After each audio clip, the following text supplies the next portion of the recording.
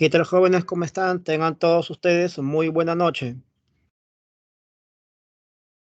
¿Cómo está Grecia? ¿Qué tal Nancy? ¿Cómo está Alonso? Hola, Alexandra. ¿Qué tal Gabriela? ¿Cómo está Joel? ¿Cómo está Ana Lucía? ¿Cómo está Justin? ¿Qué tal Dariel? ¿Cómo está José Andrés? Bueno, les dejé un comunicado con las actividades a realizar el día de hoy. Lo primero que haremos es terminar ese tema pequeñito de fase republicana de la Revolución Francesa. Luego pasaremos a analizar algunos temas como era napoleónica, restauración, si el tiempo lo permite, esta revuelta liberal. Vamos a analizar los resultados del examen pasado, que ya le voy diciendo que han sido bastante positivos, ¿ya? Y sugerimos actividades de la próxima sesión, ya se han hecho merecedores a una clase de reforzamiento extra. ¿Cómo está Tadeus? ¿Qué tal? Listo.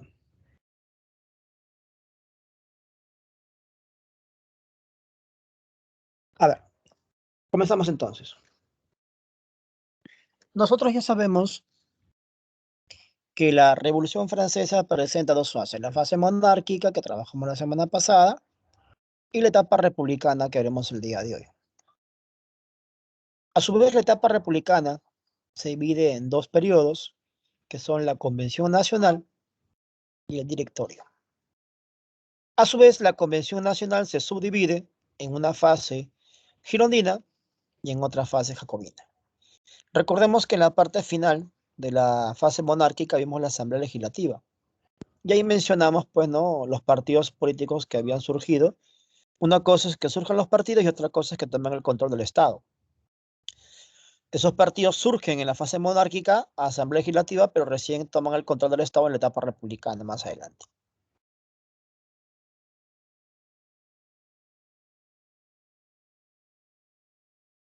Son los girondinos quienes acusan a Luis XVI de traición a la patria. Recordemos, pues, que la esposa del rey era la famosa María Antonieta, hija de la familia real de Austria. Asimismo, recordemos que los austríacos habían invadido Francia, como también el rey se había intentado huir cerca de la frontera con Austria. De todas estas situaciones hacen que se decida, ¿no?, declarar al rey traidor a la revolución y, bueno, su posterior decapitación. Al morir el rey, como lo puedes ver en la imagen, margen derecho, se elimina pues la monarquía como forma de gobierno y se funda lo que se llama la Primera República el año 1792. La fase republicana va a durar del 92 al 99, siendo la Convención Nacional 3 años, del 92 al 95, no, y el directorio del 95 al 99. Justamente lo que te venía comentando, ¿no? La ejecución de Luis XVI por traición a la patria. Entonces, son los girondinos quienes van a fundar la Primera República Francesa, examen de admisión San Marcos. En toda su historia, Francia llegó a tener hasta 5 repúblicas. Y San Marcos preguntó por el fundador de la Quinta República Francesa. El nombre lo voy a colocar en el chat. Se escribe Charles de Gaulle, pero se pronuncia Charles de Gaulle. ¿Ah? Ahí está, Charles de Gaulle. Ya ese es mucho más adelante, ese es para el siglo XX todavía. ¿Ya? Francia se ve amenazada por la formación de la primera coalición, que es una coalición, una alianza de países enemigos a la revolución. Y también Francia tendrá problemas internos. Profe, ¿qué cosa es la Vendée? La Vendée es una región de Francia. Profe, ¿a qué se refiere con un movimiento contrarrevolucionario? Este es bien fácil de entender. Se supone que antes de la revolución, Francia tenía un sector social nobiliario, los aristócratas, que tenían ciertos privilegios. La revolución ha cortado con esos privilegios. Entonces, queda claro que no todos estarán de acuerdo con la revolución. Hay gente que quiere mantener sus privilegios y busca que la revolución termine. A eso nos referimos con movimiento contrarrevolucionario, a los sectores sociales perjudicados por la revolución que buscaban pues terminar con la revolución para recuperar dichos privilegios, sobre todo pues el alto clero y la alta aristocracia, la alta nobleza pues. Ya. Hasta ahí, muchachos, con el tema girondino. ¿Alguna consulta, alguna pregunta o está todo claro para seguir con la fase jacobina?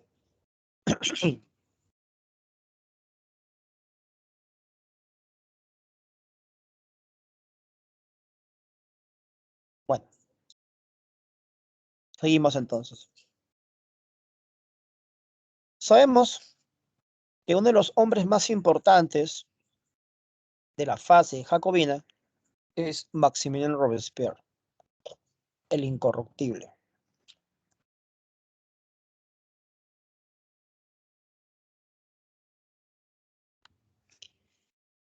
¿Cómo era gobernada Francia durante la Convención Nacional? Eso fue una pregunta difícil de examen de admisión Callao. De la siguiente manera: el Comité de Salvación Pública, el Comité de Seguridad Nacional y el Tribunal Revolucionario.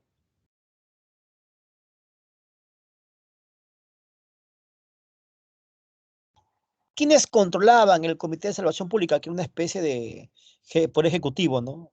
Como jefe de Estado? Pues los jacobinos, como quienes, como Sanjus, como Danton, como Sieyes, como Robespierre. Obviamente el más conocido es Robespierre, sin embargo, en el examen de admisión San Marcos han preguntado por Sieyes. ¿Sieyes, profe? Sí, por Sieyes. Sieyes, durante los estados generales, difundió propaganda revolucionaria a través de pasquines, volantes revolucionarios, y fue autor de un artículo titulado ¿Qué es el tercer estado? Él se hizo 3 preguntas y él mismo se respondió. Las preguntas fueron: ¿qué ha sido el tercer estado? ¿Qué es el tercer estado? ¿Y qué quiere ser el tercer estado? Preguntas en tiempos distintos, ¿no? En pasado, presente, futuro. Y cada respuesta también fue distinta. Cuando preguntó qué ha sido el tercer estado, la respuesta fue categórica: nada.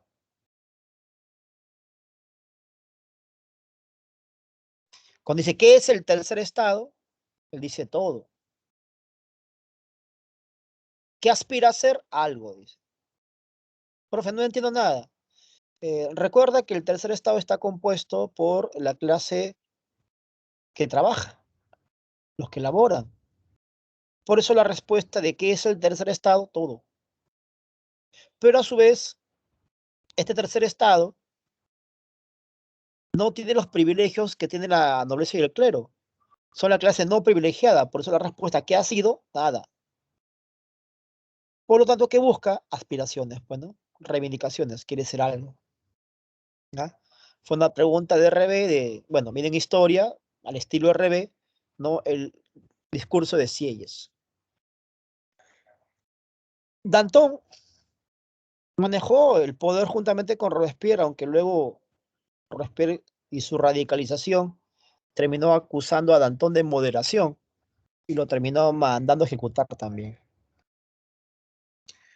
Otro representante de los jacobinos es el famoso Jean-Paul Marat, ¿no? El periodista que tenía un diario conocido como El Amigo del Pueblo. Se entiende que durante el gobierno de los jacobinos se realizaban pues persecuciones a los girondinos. Una mujer llamada Charlotte Corday había perdido pues a su esposo y acusaba a Marat pues de incendiar la revolución con su propaganda en su diario, ¿no? Le hizo una trampa a Marat, le dijo que le iba a dar una lista de nombres girondinos a quien perseguir Marat tenía un problema de piel, tenía que estar mucho tiempo en el agua, y esta mujer lo terminó acuchillando. Esto fue llevado al arte a través de una pintura del maestro Jacques Louis David, pintor de la Revolución, La muerte de Marat. Y esta anécdota no te la contaría si no hubiera sido examen de admisión.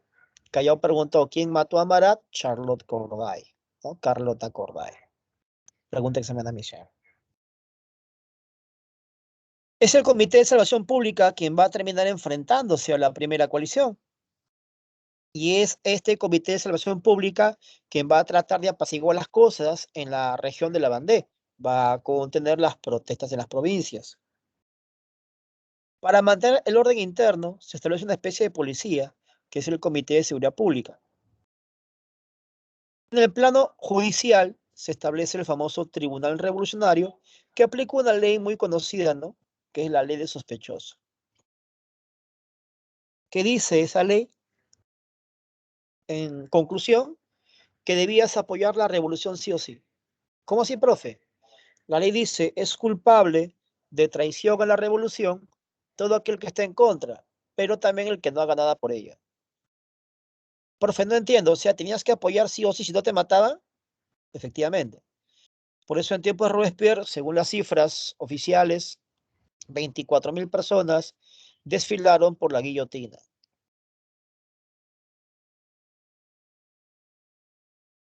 ¿Por qué hizo eso Robespierre, profesor?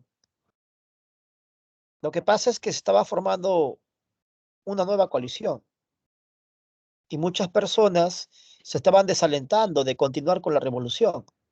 Los jacobinos querían radicalizar, profundizar la revolución. Entonces, personas que duden en la revolución, bajo la perspectiva de Robespierre, pueden ser potencialmente un enemigo a ese proceso revolucionario. Entonces, para evitar una contrarrevolución, termina ejecutando a la gente que no apoya la revolución jacobina. Ahí está la aplicación de la ley de sospechosos.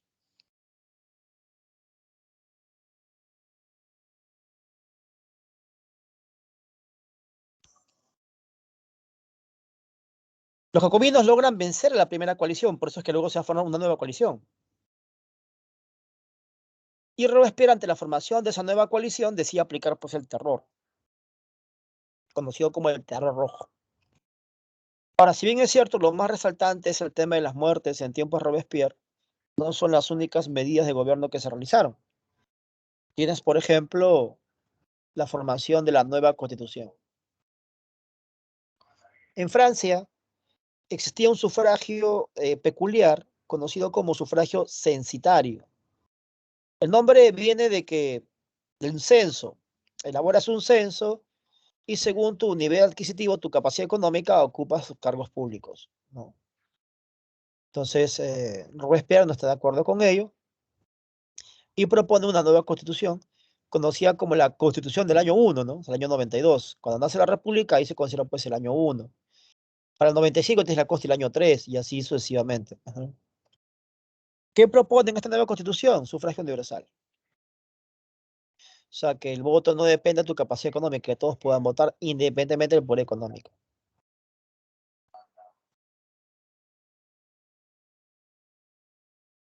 Acá en el Perú, el sufragio universal se va a establecer en 1979, cuando los analfabetos ya pueden votar gracias a esa constitución. Como los jacobinos están influenciados por el pensamiento ilustrado liberal, proponen pues una ruptura con la influencia de la iglesia. Por eso proponen un Estado laico, o sea, sin influencia católica en el poder ejecutivo. Siguiendo las ideas de Rousseau, se propone el derecho a rebelión. ¿Cómo así, profe? Si usted recuerda clase de ilustración, lo hemos explicado en el básico, también en intermedio, le voy a recordar.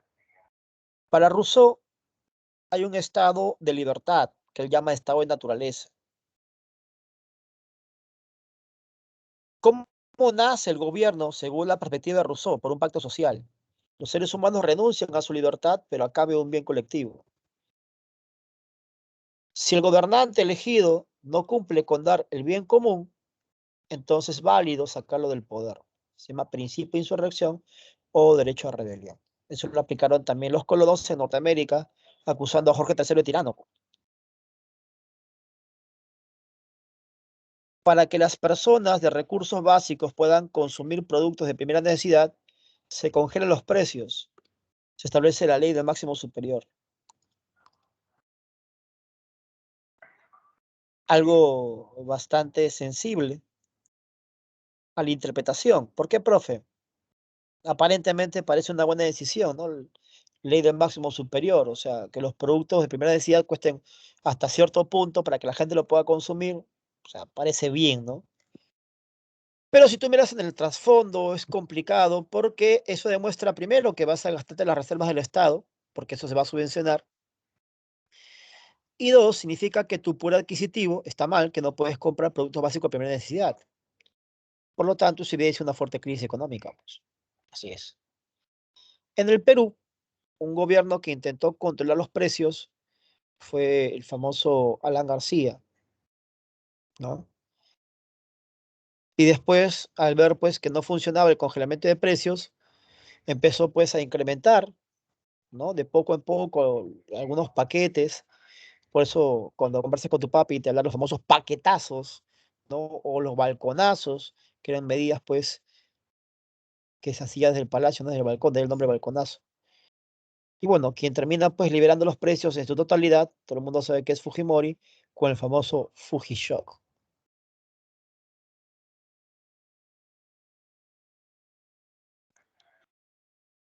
Los jacobinos establecen una nueva manera de llamar a los meses, ¿no?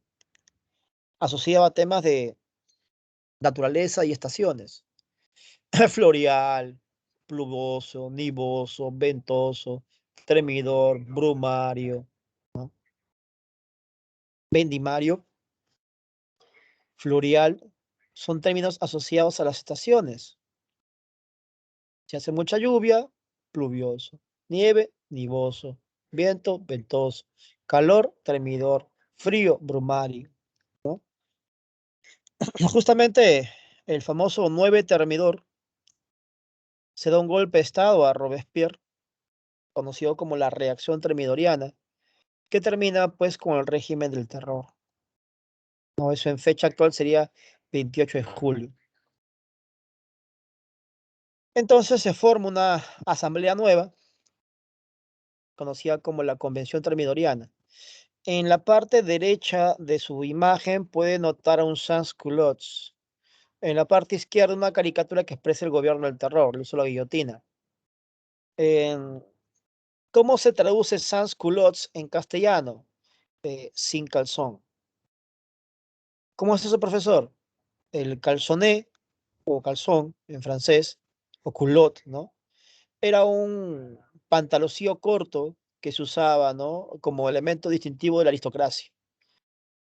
Si usted ha visto imágenes, pinturas de reyes de la época, se da cuenta que tienen esa prenda de vestir. Los sans-culottes eran personas de estrato social muy bajo. Eran gente, pues, lumpen, marginal. Y obviamente no tenían, pues, ese culot porque no eran aristócratas. Por el contrario, llevaban un pantaloncillo largo, como lo puedes visualizar en la imagen, y por eso el nombre de sans-culottes, ¿no? El sin calzón.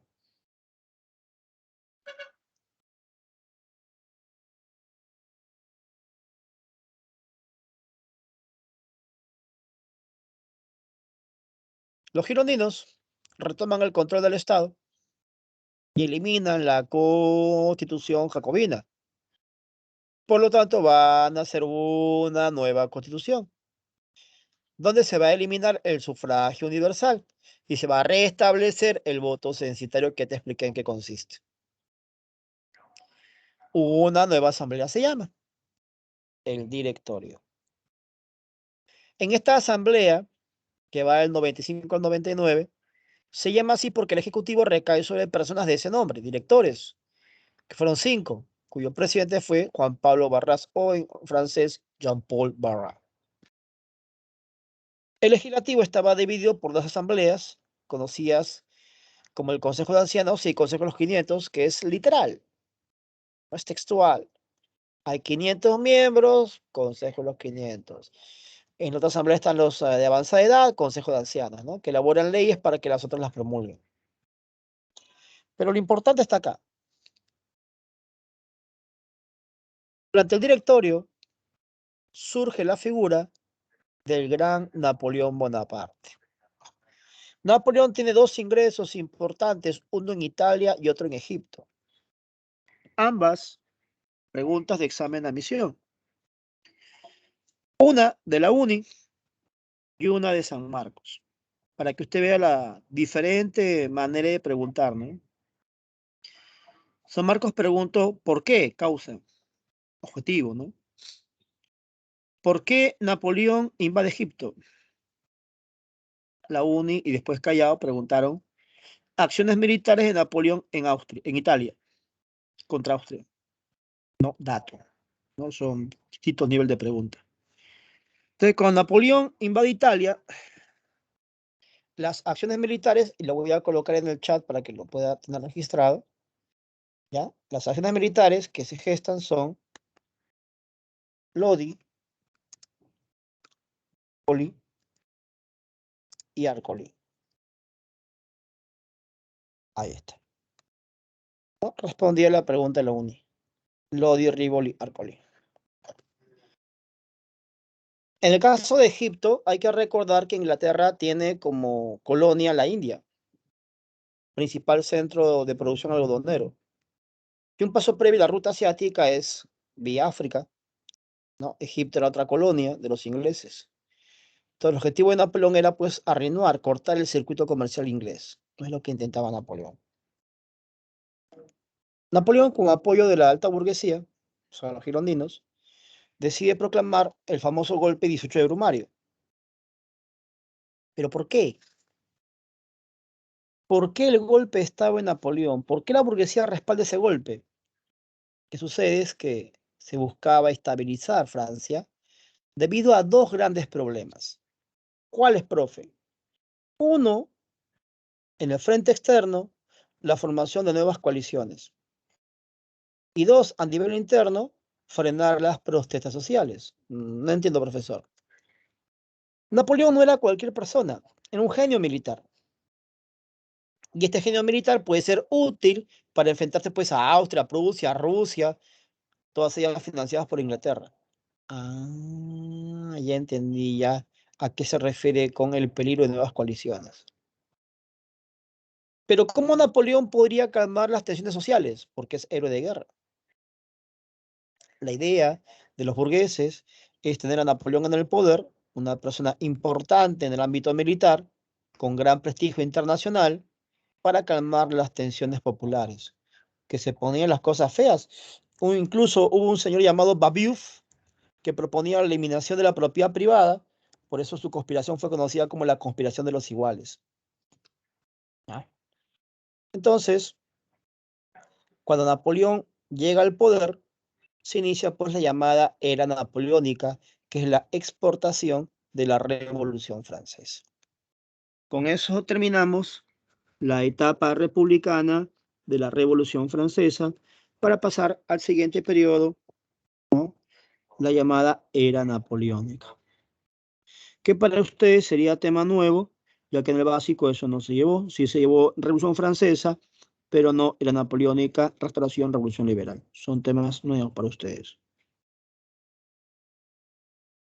Vamos a quitar esto y colocamos nuestra nueva PPT. Ahí está.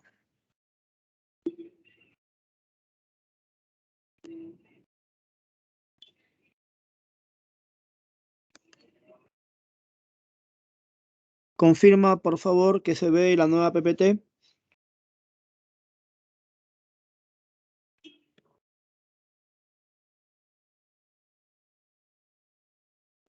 Muchas gracias. ¿No se ve, mi estimado? A ver, a ver, a ver, a ver, a ver, a ver. Vamos a volver a colocarla. A ver, a ver, a ver, a ver ahí. Ajá. Ahora, mi estimado.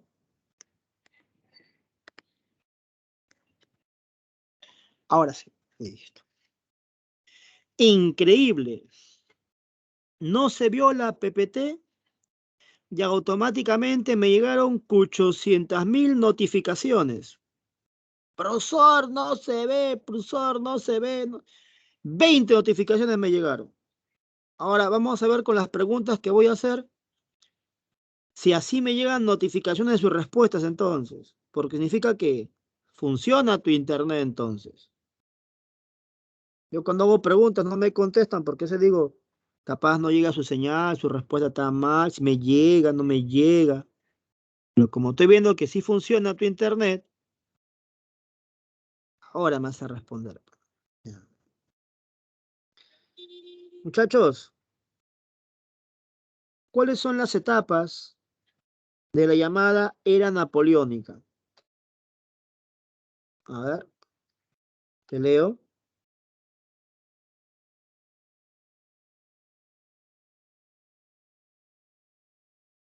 Uy, ¿qué pasó? ¿Y ahora? Nadie me contesta.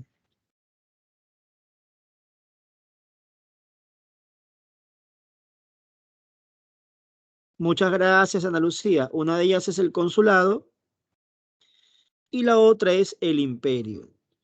Así es, mi estimada Ana Lucía. Muchas gracias. El consulado y el imperio.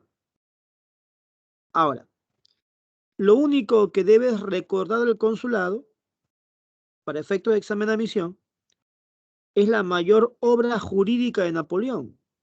A ver,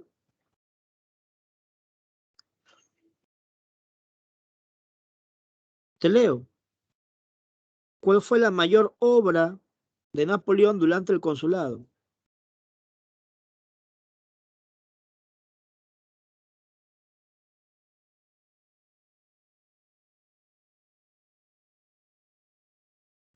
Ajá,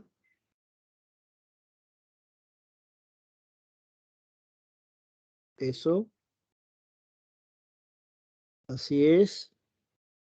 No te pelees por responder. Te van a quemar los dedos de tanto teclear tan rápido.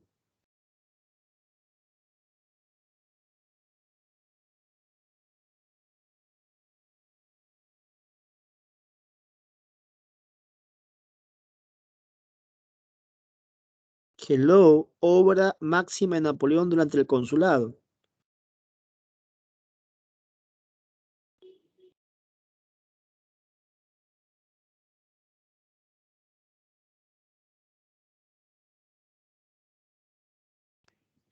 Gracias, jóvenes. El código de 1804.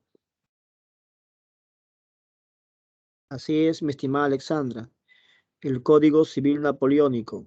Es lo único que San Marcos ha preguntado del consulado.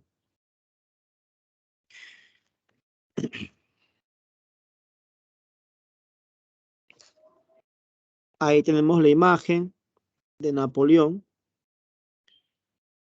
A Napoleón le decían el Gran Corso. Obviamente en tu examen no te van a preguntar por la chapa de Napoleón. Eso está claro, es obvio. Pero de esa pequeña chapa podemos deducir varias cositas. Mire, le voy a explicar. ¿Por qué a Napoleón le dicen el Gran Corso? Por su lugar de nacimiento. Él nació en Córcega. Si usted recuerda clases pasadas, Córcega fue una isla cerca a la península itálica. Lo hicimos en clase de Roma, Edad Antigua, Córcega, Cerdeña, Sicilia. Para la época, Córcega correspondía a Francia. Napoleón es francés. Pero por haber nacido en Córcega, cerca de la península itálica, él admiraba bastante la cultura de Roma, a la civilización romana. Es más, si usted recuerda la historia de Roma, después de la monarquía, cuando se eliminan a los reyes, en la etapa republicana, quienes gobiernan son los cónsules. No es extraño entonces que Napoleón adopte el cargo de cónsul. He ahí el nombre de la primera etapa de su gobierno, el consulado. Como bien lo señaló Ana Lucía. Asimismo, si usted recuerda clase de cultura romana, explicamos un concepto arquitectónico, los arcos del triunfo, que guardan hazañas heroicas, sobre todo militares. Si usted tiene tiempo, cuando pueda, busque en el Google Arco del Triunfo y estoy seguro que los resultados le darán algunas páginas con Arco del Triunfo en París. ¿Por qué, profesor? Como te explicaba, Napoleón, admirante de la cultura romana, quiso hacer de París una nueva Roma. Por eso esas construcciones conocidas como Arco del Triunfo, famosas en la Roma antigua, fueron construidas también en Francia. Incluso la palabra plebiscito, referida a la consulta popular, fue aplicada en tiempos del consulado para que Napoleón poco a poco, en forma progresiva, tome el control del Estado en forma personalista. Gracias a un plebiscito, consulta del plebeyo, viene de Roma, él pudo ser cónsul vitalicio, o sea, cónsul de por vida. ¿Ya?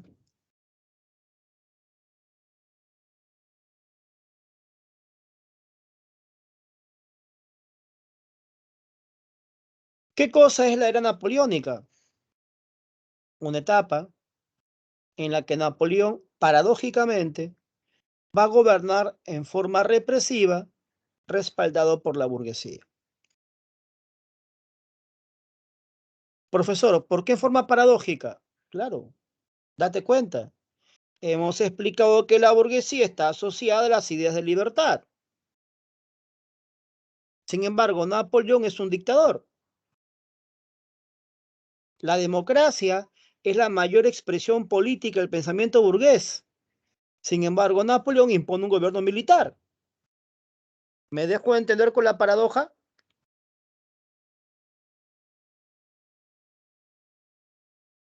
¿Cómo explicar esa contradicción? Ya lo hice.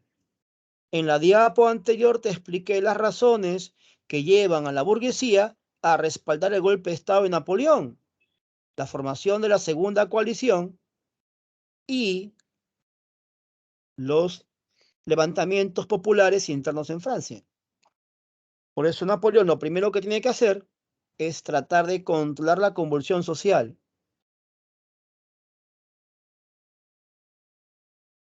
¿Por qué había tantos problemas sociales? Primero, por el tema de los jacobinos. Recuerda que cuando los girondins llegan al poder, los jacobinos buscan radicalizar otra vez la revolución. Y a eso le sumas también los intereses monarquistas.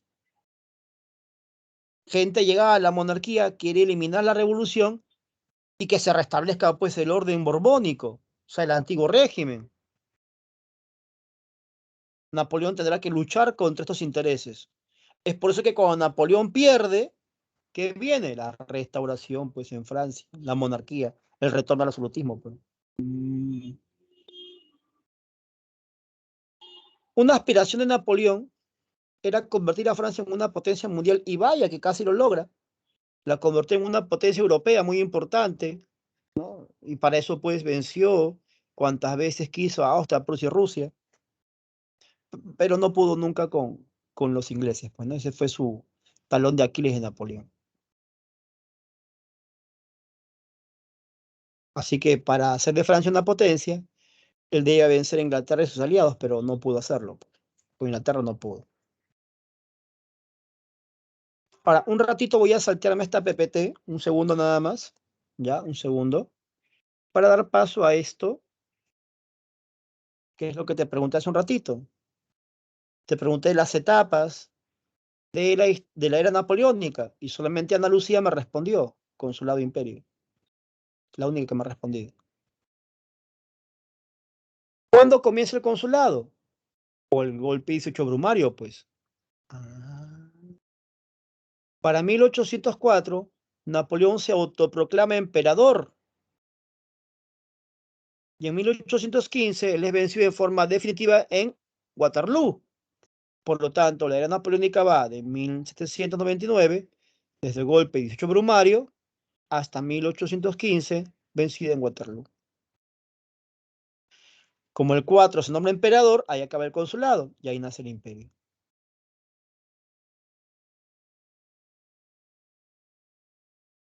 Entonces, si de repente no entendiste, ahí está explicado. En 1799, ante la crisis interna ocurrida en Francia y la formación de la segunda coalición, que genera la crisis del directorio, Napoleón llega con el golpe 18 de Brumario. Ahí está. En 1804, te he explicado, Napoleón se proclama emperador. Bueno, se autoproclama, ¿no? Recordemos que los emperadores normalmente eran bendecidos por la iglesia y eso demostraba pues una alianza entre el Estado y la iglesia. Cuando hemos hecho Edad Media hemos explicado eso en Imperio Carolingio, Carlomagno, ¿no? León III corona a Carlomagno y tiene su aliado pues a la iglesia. Pero los ilustrados proponen un Estado laico. Por lo tanto, Napoleón va a rechazar la influencia de la iglesia y es por eso que cuando el Papa intente coronarlo, él le va a quitar la corona y se la va a poner él solo. Eso fue dibujado, ¿no?, por el pintor de la Revolución, Jacques-Louis David, y preguntado por el manual de la Presa San Marcos, ¿no? San Marcos preguntó, ¿qué expresa la pintura de Jacques-Louis David? La coronación de Napoleón. Separación de poderes entre Estado y Iglesia, Estado laico. Profe, yo he encontrado en algunos libros que Napoleón pierde en 1814, efectivamente. Pero usted me ha puesto ahí 1815, así es. No entiendo, profesor. Napoleón, antes de ser vencido en Waterloo, fue derrotado en Leipzig en 1814, Batalla de Naciones. Sin embargo, Napoleón, al ser desterrado, se escapa de su prisión, da un golpe de Estado y gobierna por 100 días más. Luego el Congreso de Viena lo vence en Waterloo. Es por eso que en el 15 estamos colocando la última derrota de Napoleón. Ah, ya. El famoso segundo destierro a la isla Santa Elena. ¿Ah? Muy bien. Hasta ahí, muchachos. ¿Todo claro con las etapas de Napoleón?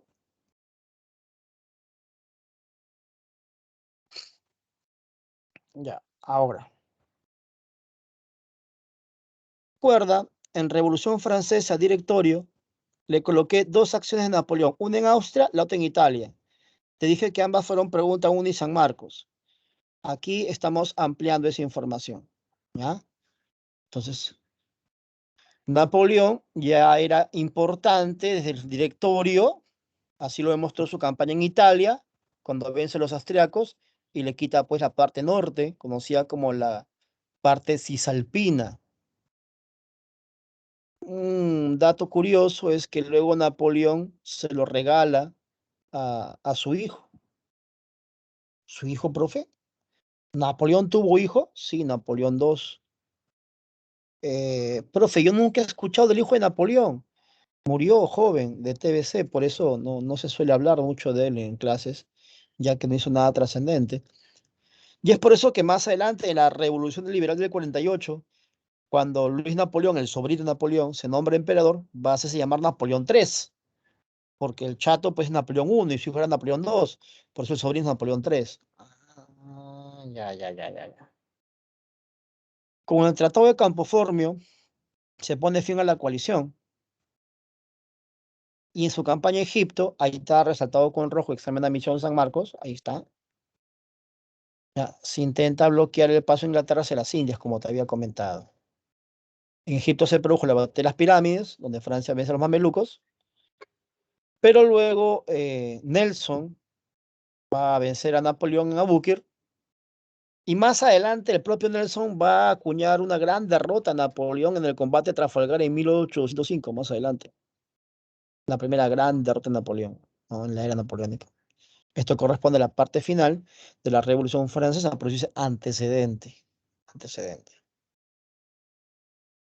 Napoleón va a ganar gran prestigio cuando libera el sitio de Tolón. Rápidamente va a ocupar cargos militares importantes. En la actualidad, en tiempos de paz, un militar asciende por evaluación. Cada cierto tiempo reúne evaluación y asciende. En tiempos de guerra, por acción militar, asciendes. Mientras más acciones de guerra tienes, más ascenso tienes. Es por eso que había pues generales muy jóvenes en tiempos de guerra, pues. Acá en el Perú el cargo máximo militar es el cargo de mariscal. El último mariscal que tuvimos acá en el Perú fue Eloy G. Ureta en la guerra contra Ecuador del 40. Está acá pues Quiñones. Y aquí jóvenes que hayan ascendido por acción de guerra, pues Salaverry, ¿no? Jovencito nada más, ya tenía altos cargos militares. Felipe Santiago Salaverry.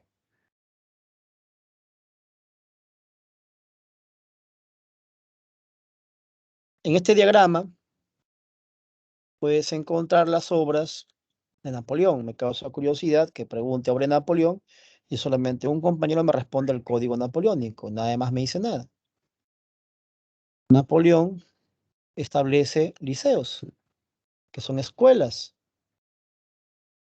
Napoleón establece el Banco de Francia. Napoleón firma un acuerdo con el Papa, el famoso Concordato de 1801.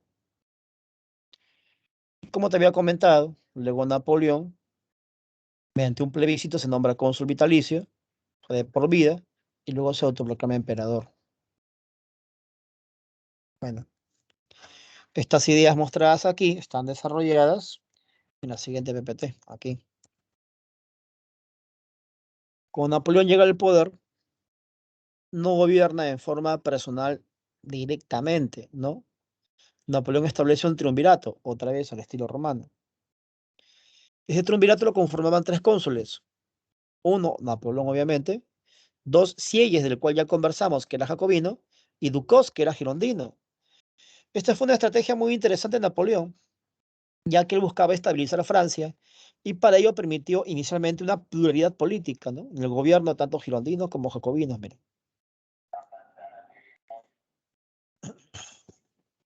Ahora, no es necesario memorizar todas las acciones militares de Napoleón, ¿no? La más importante es Austerlitz, que fue pregunta de vía real, ¿no? Waterloo, la que te mencioné, su derrota final, y suficiente, ¿no? Sin embargo, en el material estoy colocándote todas las acciones en forma cronológica, ya, por si acaso, para aquellos que van a otras universidades. Como te dije, Napoleón venció a los austriacos, prusianos y rusos sin problemas. Por ejemplo, la batalla de Marengo venció a Austria. Austria tendrá que dejar en forma definitiva Italia. Para 1801, firma un acuerdo con la Iglesia. El Papa Pío VII llega a un acuerdo con Napoleón, el famoso concordato. ¿Qué establece ese concordato? Primero, que se anule el calendario revolucionario, ¿no? Eso determina, se anula. Se vuelve otra vez a los meses clásicos de enero, febrero y demás, ¿no? Segundo, que la Iglesia va a reconocer la autoridad del Estado. El Estado se compromete a pagarle el salario a los miembros de la Iglesia. O sea, los miembros del clero pasan a ser funcionarios públicos, trabajadores del Estado. A cambio que se le permita una libertad de culto, pues. Hay tolerancia religiosa. Para 1802 se firma un acuerdo con los ingleses, la paz de Amiens. Mediante ese acuerdo, Egipto les devuelve a los turcos. Recuerda que Napoleón peleó en África en la batalla de las pirámides. Y para 1804 se elabora pues la mayor obra de Napoleón, el Código Civil. En este código se va a consagrar las conquistas de la revolución: libertad, igualdad, fraternidad, propiedad privada, derecho a insurrección. Y le agregas el tema de la legalización del divorcio, ¿ya? Que fue pregunta de examen de admisión en San Marcos también. Luego, Napoleón, te mencioné, a través de un plebiscito de consulta popular, millones de personas votan por él para que sea primero primer cónsul y después va a ser cónsul de por vida, cónsul vitalicio. Así es. Entonces Napoleón progresivamente va tomando el control del Estado. Pequeño diagrama de la clase de consulado que ya hemos explicado ahorita. Este mapa lo voy a regresar más ratito cuando explique el bloqueo a Inglaterra. ¿Ya? Nos va a ayudar este mapa mucho. Ahora vamos a hablar del imperio. Pregunta examen de admisión, muchachos. ¿Cuál fue el objetivo de las tropas napoleónicas?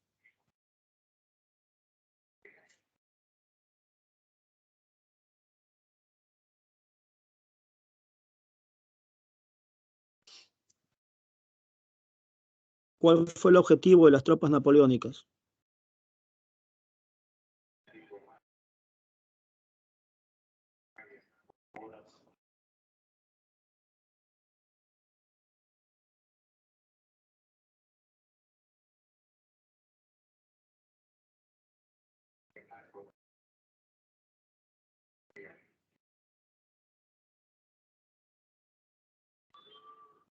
Muchas gracias, Brian Leonardo. Efectivamente, como Napoleón tiene apoyo burgués, entonces Napoleón tiene que difundir las ideas burguesas. ¿Y esa idea burguesa cuál es? La idea de libertad. Por lo tanto, Napoleón busca difundir las ideas liberales.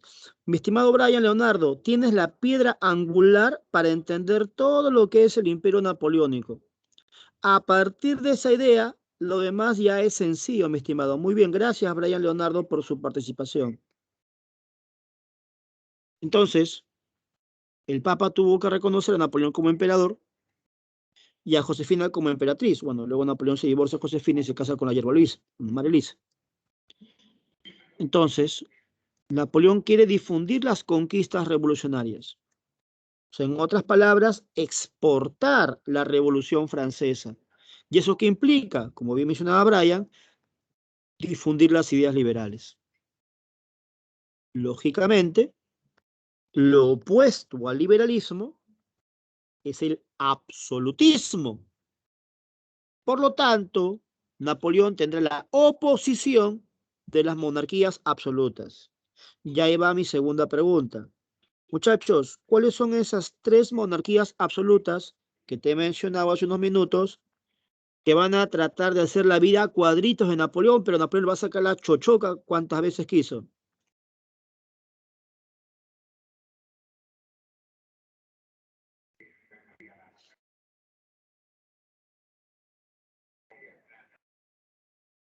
Ya te ayudo. Una de ellas fue Austria.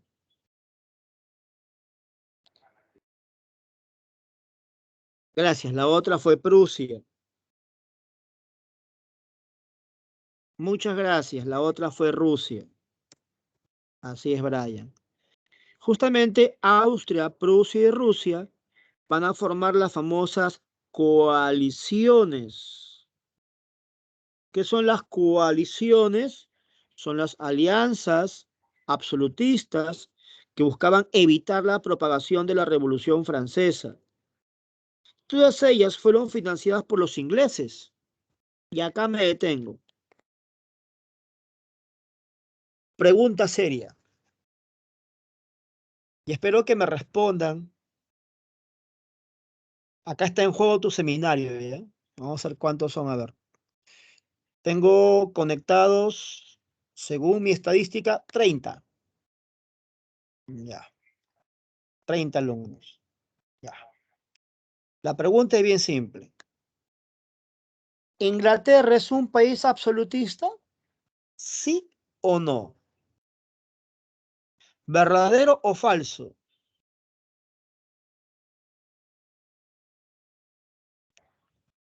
A ver, Robert me dice verdadero. Juan me dice que no.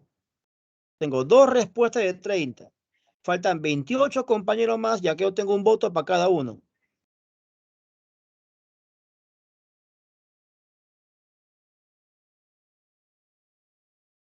A ver, Ana Lucía inclina la balanza al no y Brian lo empata con el sí. Esto está 2-2. Jonathan va con el no. Esto está 3-2. Esto está que quema. Cristian va con el 3-3. Alexandra con el 4-3. Daniel para el 5-3. Gana el sí. Muchachos, para todos aquellos alumnos que están respondiendo que Inglaterra es absolutista, yo te pregunto, ¿dónde has estado entonces en las clases de ilustración? ¿No se ha explicado acaso que John Locke es el padre del liberalismo filosófico, del liberalismo político? ¿No se ha explicado que Inglaterra no es una monarquía absoluta gracias a la Revolución Gloriosa del 1688, que tiene una monarquía parlamentaria? En Inglaterra, Adam Smith no impone la economía del libre mercado. Jóvenes,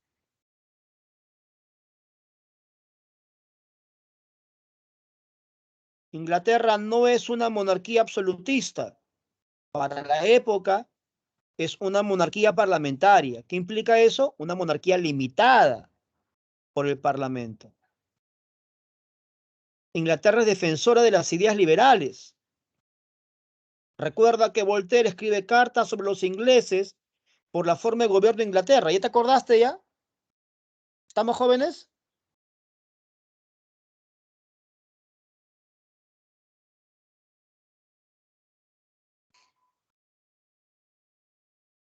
Ahora queda pendiente una situación.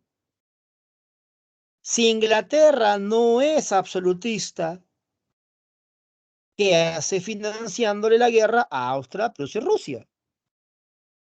Esa es una pregunta perfectamente lógica por parte del postulante. El alumno está en shock. ¿Qué ha pasado acá? Un alumno inocente dirá, profesor, debería juntarse Inglaterra con Francia, así se unen los liberales y le ganan a los austriacos, prusianos y rusos, le ganan a los absolutistas. Ya en teoría debería pasar eso, ¿no? En la práctica eso no se va a dar. Te voy a explicar por qué con un ejemplo bastante sencillo, ¿ya? Imaginemos que tú vendes afuera de tu casa, no sé, pues, higadito, huesito bróster, papa rellena, cualquier cosa, lo que te antoje el ejemplo. Y al frente tienes tú una tienda de comida rápida, una cadena, no sé, pues, un Burger King, un McDonald's, un KFC, no lo sé, lo que tú quieras. Digamos que tú cuentas con el secreto de la abuela, que entonces poquito a poquito tu negocio está creciendo. La pregunta es, ¿le conviene al negocio del frente que tengas tú cada vez más clientes?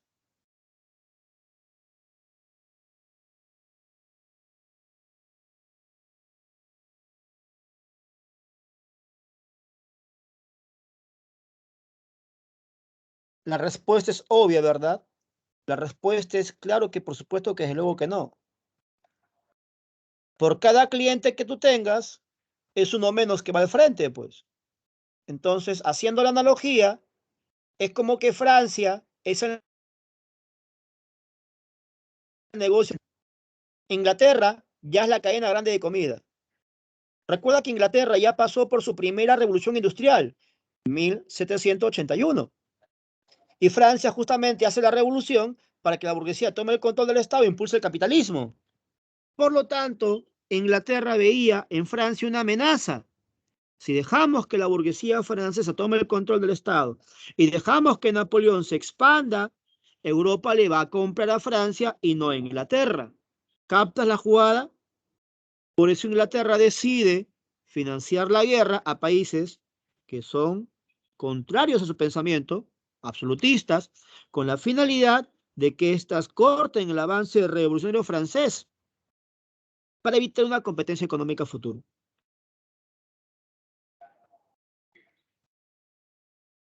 ¿Se entendió, jóvenes?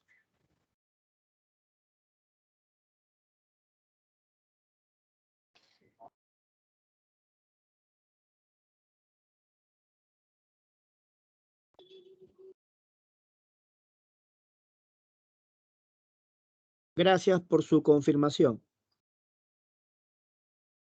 Asumo que entendiste, voy a continuar. Te decía que te he colocado una lista de acciones militares napoleónicas, que son las siguientes, ¿no? Napoleón rompe la paz de Amiens, que había firmado con los ingleses, y planifica una invasión para Inglaterra. Pero Napoleón era artillero, o sea, su fuerza es principalmente terrestre. Es por esa razón que le pudo ganar a Austria, Prusia y Rusia, pero no a Inglaterra, pues, que es una fuerza marítima. Así que Napoleón pide ayuda a España e invade Inglaterra en 1805, pero son derrotados en Trafalgar por el almirante Nelson, que al final termina muriendo en la acción militar.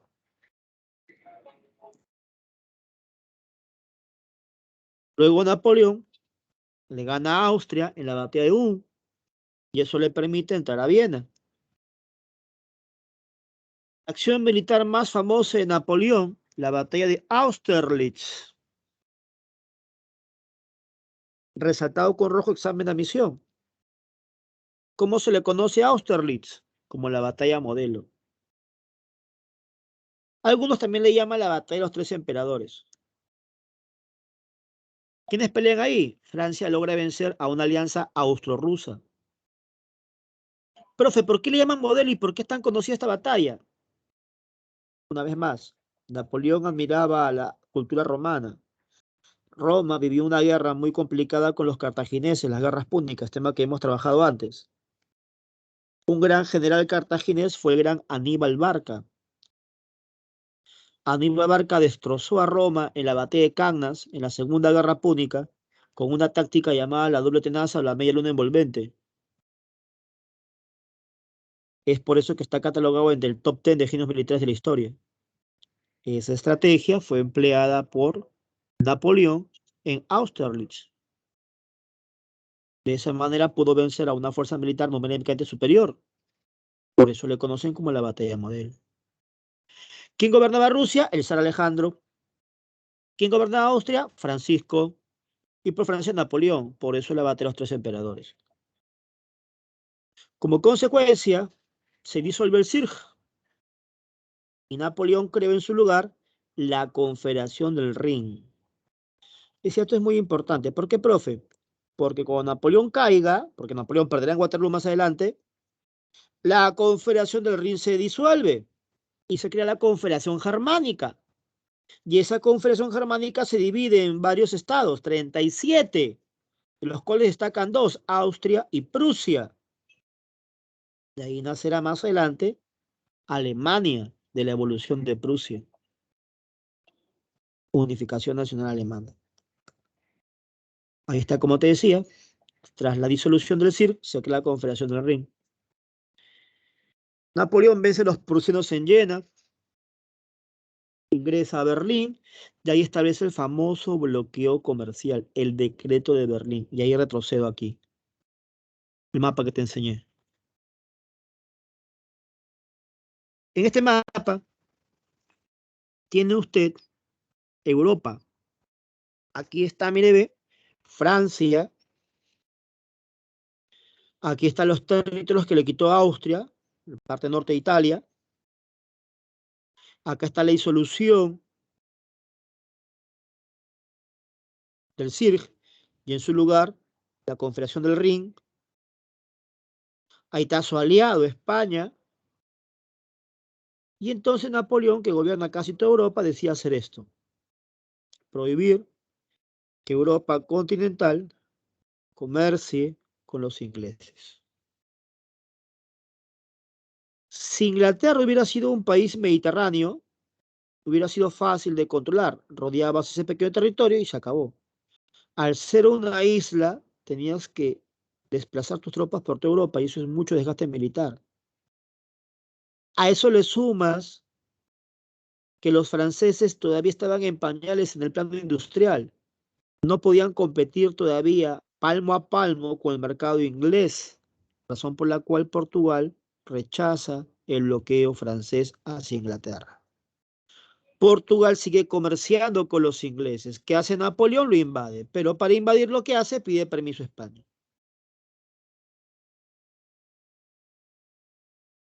Pero la ambición de Napoleón le ganó y terminó peleándose con los reyes de España y colocándose armado en el poder.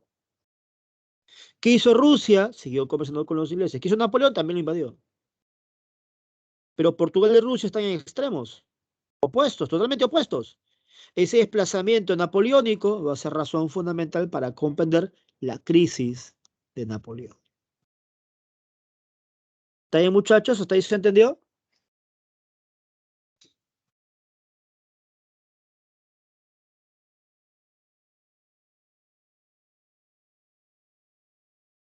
Gracias, Daney.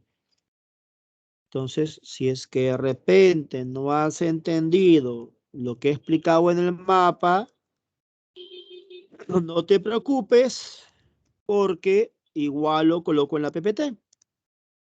Ahí está. ¿En qué consiste el decreto de Berlín? Ahí está, bloqueo comercial a Inglaterra. ¿Cuál es el objetivo de Napoleón? Napoleón quiere ser el más, pues, desplazando de los ingleses. quiere convertirse en la primera potencia industrial. Pero ahí está la observación que te puse. La economía francesa, que recién sale una economía semifeudal, todavía no está a los niveles de los ingleses. Por esa razón, Portugal, al verse obligada a comerciar con Francia, dice, pues no, yo sigo comerciando con Inglaterra, rechaza el bloqueo. Entonces Francia invade Portugal, pero previo acuerdo con España. Otra vez, ¿por qué Napoleón quiere pasar por España? ¿Por qué no fue de frente a Portugal? Porque la fuerza napoleónica básicamente es terrestre. Si quieres ir a Portugal sin pasar por España, debes ir por mar. Ah, pequeño resumen de la clase hasta ahora. Entonces explica la crisis del imperio a partir de la invasión a España. Ahora, muchachos, lo que viene ahora simplemente es cuestión de razonar. Si te vas a querer memorizar los datos, se te va a hacer un mundo. Simplemente es pensar nada más. Mire, ve. Va a haber un acuerdo que le permite a Napoleón ir a Portugal. ¿Cómo se llama ese acuerdo? El Tratado de Fontainebleau. Entonces, por lógica, ¿quiénes firman ese acuerdo? Franceses y españoles. ¿Se acabó? ¿Quién gobernaba España? El rey Carlos IV. Entonces, Carlos IV pacta con Napoleón. Simple. Pero cuando las tropas francesas empiezan a pasar por territorio español, la gente se pone choris. La gente se levanta. ¿Cómo se llama eso? El motín de Aranjuez. ¿Qué origina eso? Una fuerte presión que termina con la abdicación, o sea, la renuncia de Carlos IV.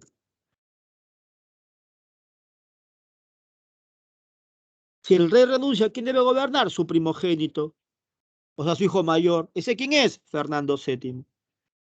¿Qué hace Napoleón? Se entrevista con él en Bayona. ¿Qué hace Napoleón? Lo toma preso. ¿Cómo se llama eso? La farsa de Bayona. Y luego Napoleón coloca a su hermano José Bonaparte. En América, la gente ve cómo la potencia que los domina está siendo dominada. Se aprovecha entonces, ¿y qué se llama? A las juntas de gobierno. Eso usted lo sabe porque las HP. Se aprovecha que el rey está preso, se llama las Cortes de Cádiz, de carácter liberal. ¿Estamos jóvenes? ¿Quién gobernaba acá? El virrey Fernando de Abascal. ¿Qué hizo? Sacó el ancho a todas las juntas de gobierno, excepto una, la de Buenos Aires. ¿De ahí que viene? La corriente libertadora del sur. ¿Estamos?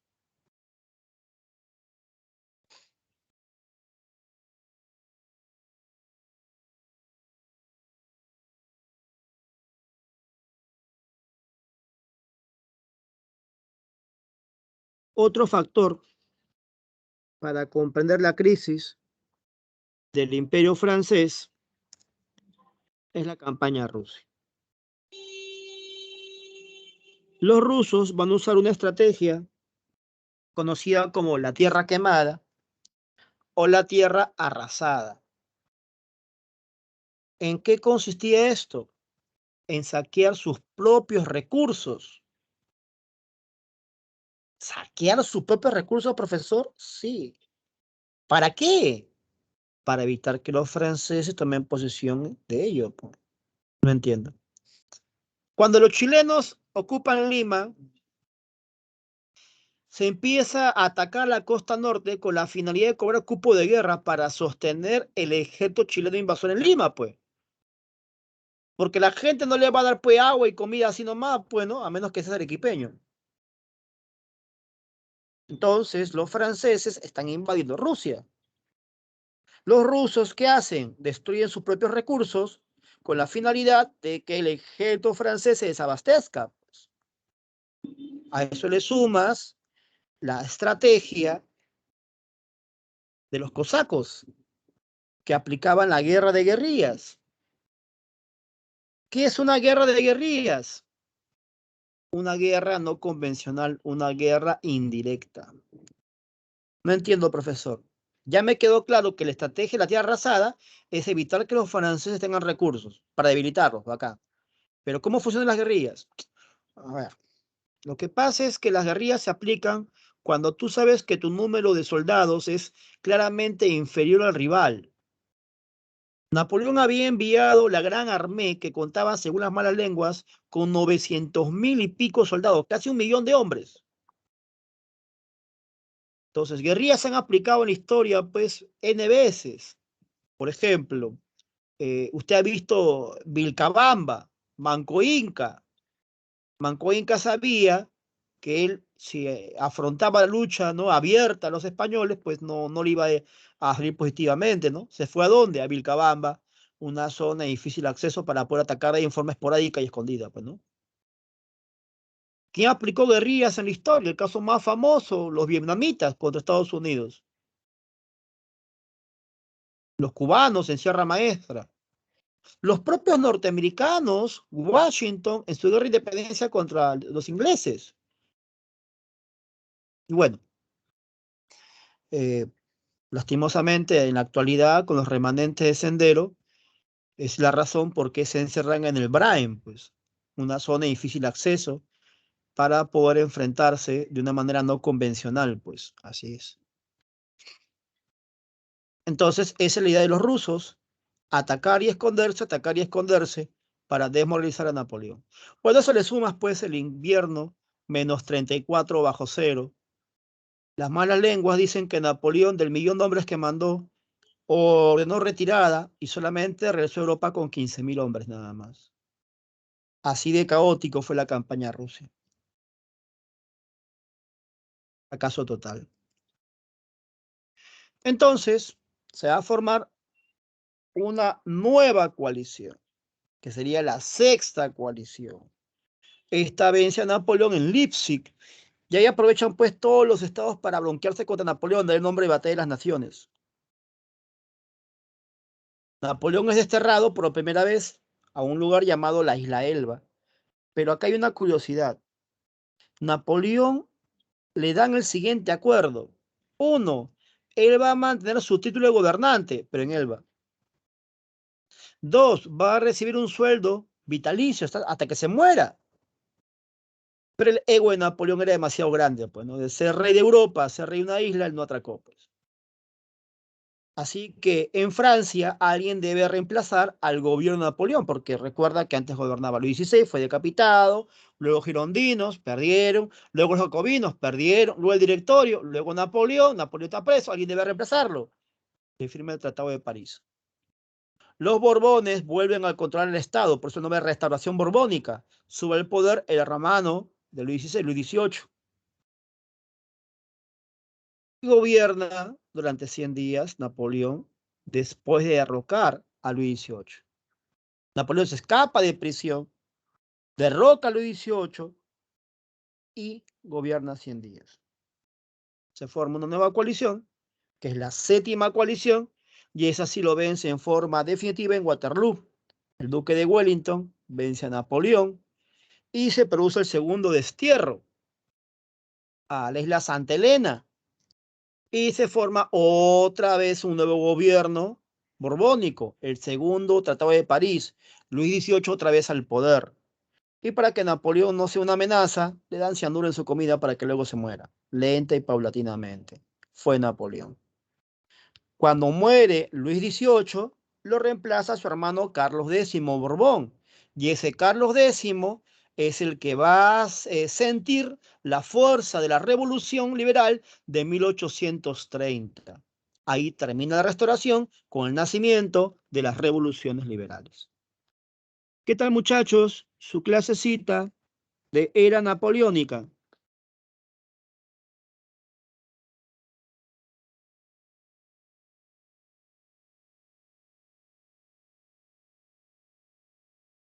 Listo, Ané.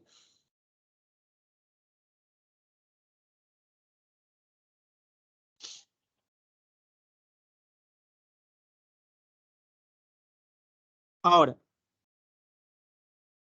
nos queda tiempo un poquito para avanzar un poquito de restauración. ¿Ya? Vamos a hacer un par de preguntitas de examen de admisión. Mostramos las PPTs, resolvemos el examen de la semana pasada y evaluamos la tarea para hoy que te dejé entre guerras. Argentita. Si tú quieres responder examen, admisión, restauración, dos cosas debes manejar. Congreso de Viena y Santa Alianza. Se acabó. Ese es todo y se acabó restauración. Muchachos, ¿qué propone el Congreso de Viena? ¿Cuáles son los objetivos del Congreso de Viena? 5 veces pregunta examen, admisión, San Marcos. Te leo.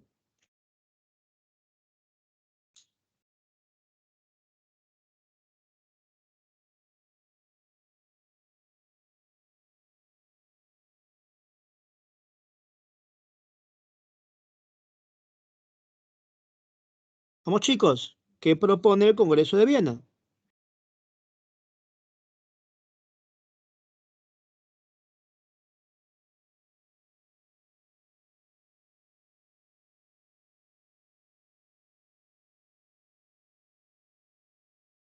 Me motivas para tu seminario, ¿eh? Mucha motivación.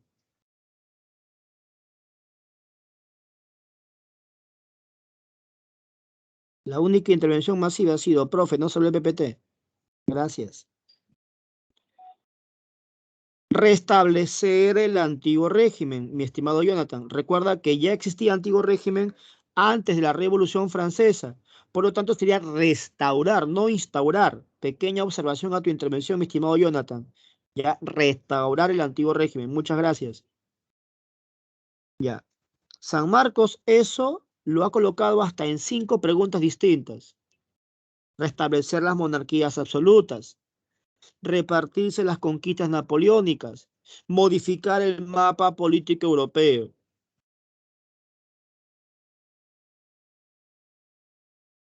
Ahí está.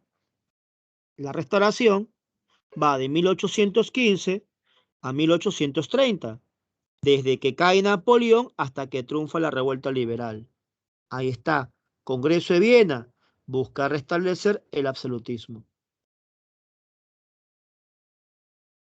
¿Quiénes son los que asisten en el Congreso de Viena? ¿Quiénes participan en el Congreso de Viena?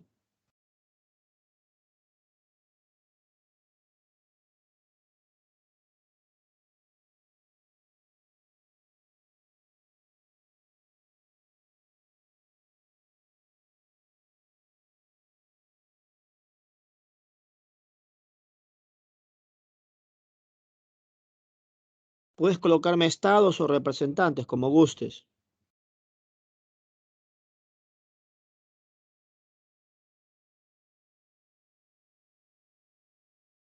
Gracias, jóvenes. Estaban yendo a Austria, estaban yendo Prusia, estaban yendo Rusia, estaba yendo hasta la propia Inglaterra e incluso la propia Francia. Última pregunta. Examen San Marcos. Objetivo de la Santa Alianza.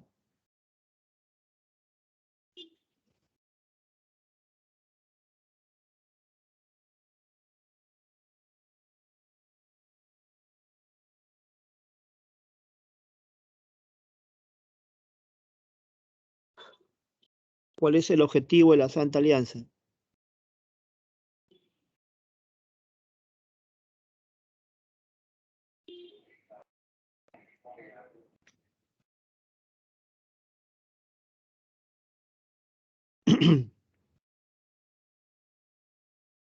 Aplastar las ideas liberales que haya en Europa, mi estimado Juan David. Hacer cumplir los acuerdos del Congreso de Viena, Brian. ¿Ya? Entonces mira por acá, por favor. Acá tenemos una caricatura que fue tomada en la Presa San Marcos sobre la participación del Congreso de Viena, cómo se reparten las conquistas napoleónicas. No sé si logras visualizar a un hombre debajo de la mesa, es Talleyrand, que estaba con una foto del rey Luis XVI. ¿Qué es la restauración? Es el periodo que va desde que cae Napoleón hasta que triunfan las revueltas liberales. Lógico, pues. ¿Por qué? Se aprovecha que Napoleón cae para volver al orden anterior, antiguo régimen. Y cuando triunfan las revueltas liberales, chavo absolutismo, pues. A de 1815 a 1830. ¿Qué pasó en el 15? Ya sabemos, Napoleón fue derrotado en Waterloo. ¿Qué pasó en el 30? La revolución termina con el gobierno de Carlos X Borbón, hermano de los 18, quien tomó el poder tras la caída de Napoleón. Siguiente pregunta, muchachos. ¿Cuáles son los principios más importantes de la restauración?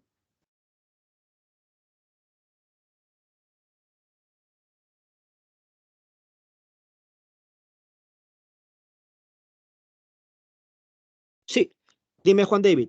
Correcto, Brian, el principio de equilibrio. Excelente, Brian, gracias. Dígame, Juan David, ¿qué otros principios más? Aparte de equilibrio.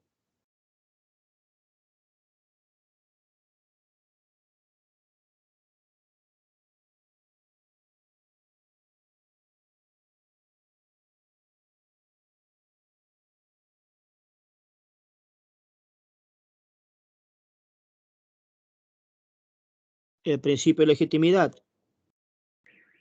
Mi estimado Juan David, hablar de odio es una cuestión subjetiva. ¿Cómo podríamos sustentar el sentimiento que Napoleón tiene respecto a sus emociones? Napoleón simplemente al difundir las ideas liberales, lo que va a hacer es eliminar monarquías absolutistas. Si usted es un territorio que cae bajo la órbita napoleónica y usted tiene un gobierno absolutista, Napoleón al representar las ideas liberales, lo que hace Napoleón es derrocar ese gobierno absolutista para colocar un gobierno liberal. Es el objetivo de Napoleón al tener respaldo burgués, ya que la burguesía defiende las ideas de democracia y libertad. Es la justificación que permite a Napoleón dominar territorios. ¿Listo? El principio de legitimidad. Claro, es muy simple este principio. Muchas personas han visto cómo han decapitado a los 16. Por lo tanto, que les impongan un rey otra vez no va a ser aceptado fácilmente por las personas en Francia y en Europa. Por lo tanto, se trata de restablecer la teoría del providencialismo, que el poder del rey viene de Dios. Como Austria, Prusia, Rusia e Inglaterra se van a repartir territorios, para evitar roces entre ellos, se trata de hacer un reparto equitativo, por eso principio de equilibrio. Y acá vienen dos principios muy importantes, el principio de reunión y el principio de intervención.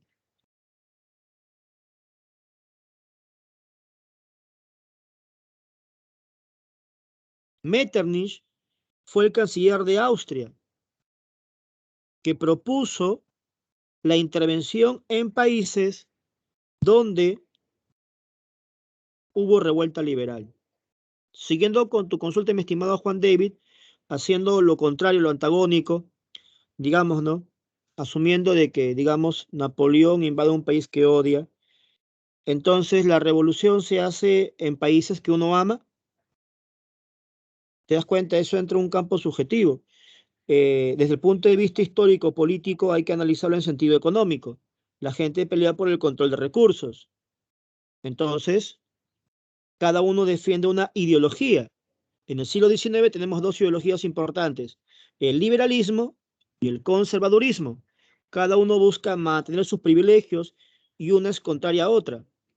Entonces, antes que estalle la Revolución Francesa, ¿qué triunfa? El pensamiento liberal. ¿Qué hace Napoleón? Lo difunde. ¿Qué hay que hacer? Acabar con los gobiernos conservadores absolutistas. Cae Napoleón. ¿Qué ocurre? Lo contrario, se imponen gobiernos absolutistas donde había pensamiento liberal. ¿Me dejo entender, mi estimado Juan David? Es por esa razón que Metternich propone, si hay revueltas liberales en un lugar determinado, hay que intervenirlo para implantar el absolutismo. ¿Por qué? Porque Napoleón ya cayó.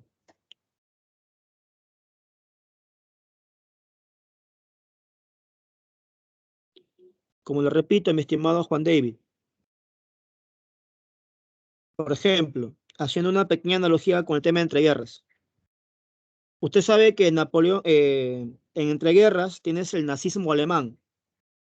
Hitler. Hay documentales que se meten a la psicología del personaje y hablan de una infancia terrible de Hitler, que no entró a la escuela de arte, bla, bla, bla, bla, bla, y justifica el odio a los judíos y el inicio de la Segunda Guerra Mundial de esa manera. Estamos en clase de historia, no de historia de la mentalidad o psicología. Tenemos que analizar desde el punto de vista histórico. Hitler, ¿por qué toma los negocios judíos? Porque el Tratado de Versalles le había quitado las colonias a los alemanes. Requería control de recursos para poder impulsar una guerra en aras de su pensamiento ideológico, que es el nazismo. ¿Me dejo entender, mi estimado?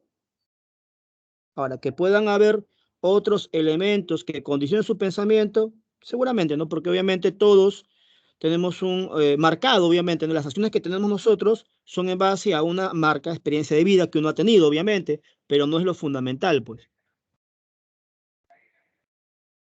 Y lo más importante, como siempre, mi estimado, también Juan David, recuerde, hay que apuntar a lo que potencialmente nos puede ir una pregunta examen de admisión, de acuerdo al nivel que estamos trabajando, que es el nivel preuniversitario. No sé si me dejo entender, mi estimado. Listo. Ahora, un ratito vamos a suspender la clase ahí para darle su buena noticia, mi estimado Juan David. La pregunta número 1 de la clase anterior tuvo un 90% de eficiencia. La pregunta era, llamado el canciller de hierro, 18 de 20 marcaron correctamente la clave C. Otto von Bismarck, el artífice de la unificación alemana, el ministro del Guillermo I, que va a fundar pues el primer Reich, el primer imperio alemán. Excelente.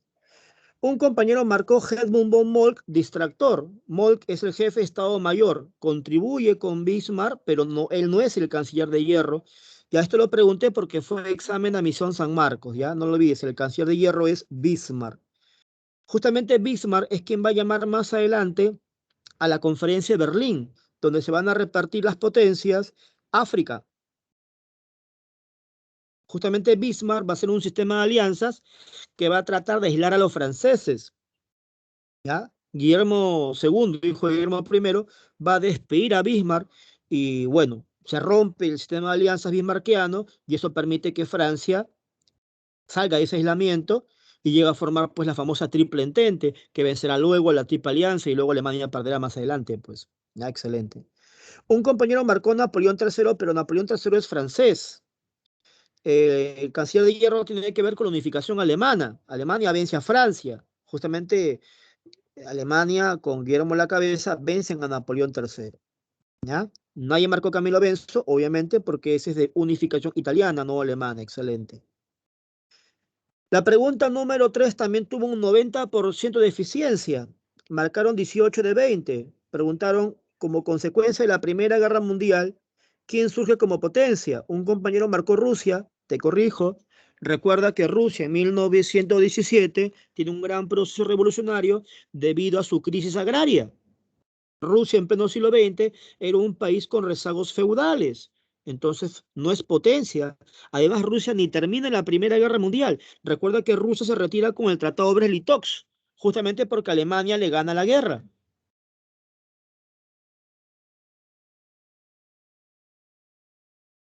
Un compañero me marca Francia. Es cierto que Francia termina como ganador de la Primera Guerra Mundial, pero recuerda que la guerra tuvo como escenario el continente europeo. Por lo tanto, las potencias europeas, como Inglaterra y Francia, son desplazadas por potencias no europeas, que son las asiáticas, como Japón, o las americanas, como Estados Unidos. Por eso la clave aquí fue Estados Unidos, y esto fue pregunta, examen, admisión. Muy bien. Nadie marcó Italia, perfecto, porque justamente Italia, a pesar de cambiarse bando y a pesar de ganar la guerra, no fue reivindicada, lo que originó un resentimiento por parte de los italianos, originando el fascismo italiano, que va a ser dirigido por Mussolini. San Marcos preguntó cómo se ve el pensamiento ideológico totalitario que surge en Italia luego de la Primera Guerra Mundial, el fascismo italiano. Pregunta, examen de admisión. Justamente el hecho de que Estados Unidos surja como potencia en la década del 20 le va a permitir a Estados Unidos vivir los locos años 20, el big business, el gran negocio, el boom, la famosa sobreproducción que va a originar el famoso crack de 29, la famosa Gran Depresión. Todo por culpa de la falta de regulación, porque supuestamente las ideas liberales dicen pues no, que la oferta y la demanda autorregulan el mercado se regula solo, el Estado no debe intervenir.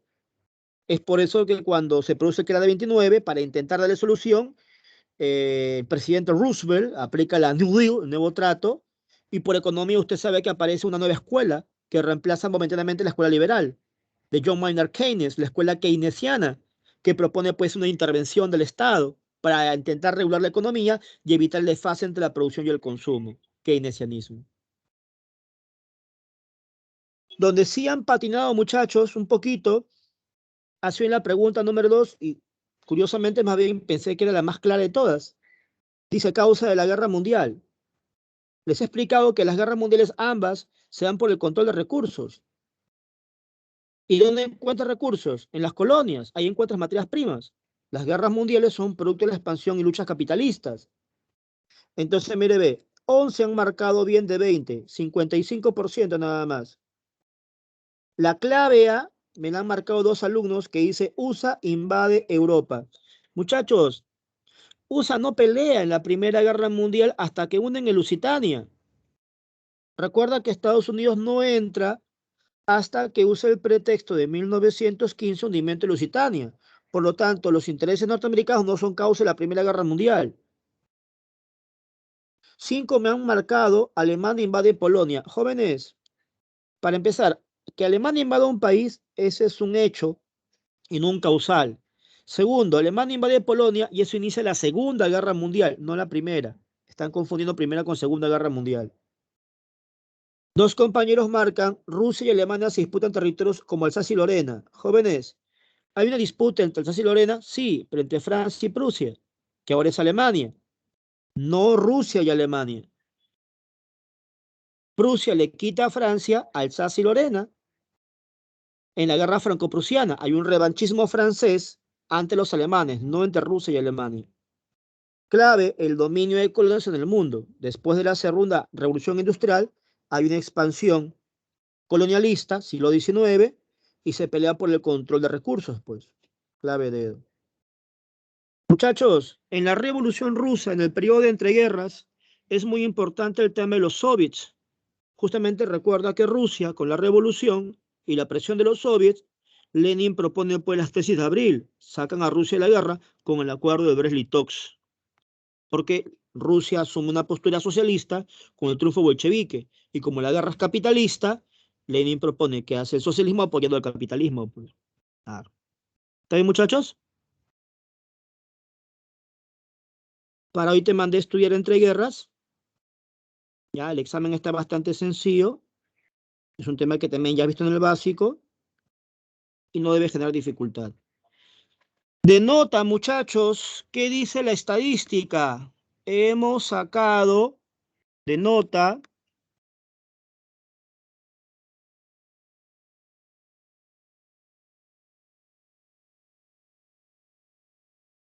14,1 y ese 14,1 supera al 12,8 de revolución industrial. Por lo tanto, te corresponde material de lectura extra de, de Primera Guerra Mundial. ¿Ya? Entonces, debo colocarte un material de revolución industrial porque subieron la prueba de revuelta liberal, que fue 10, subieron a 12, y debo subirte material de Primera Guerra Mundial porque subieron de 12 a 14. Entonces, si hoy día me sacan más de 14, subo lectura de entreguerras. ¿Ya? Entonces, se han ganado su seminario, muchachos. ¿Ya? Se han ganado su seminario. Y la próxima clase, resumen de Segunda Guerra Mundial. ¿Ya? Próxima clase, resumen de Segunda Guerra Mundial.